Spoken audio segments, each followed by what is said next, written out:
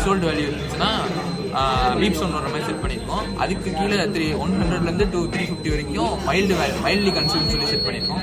அதனால் இப்போ நான் சென்ஸ் பண்ணுறது ஓகே அங்கே காட்டு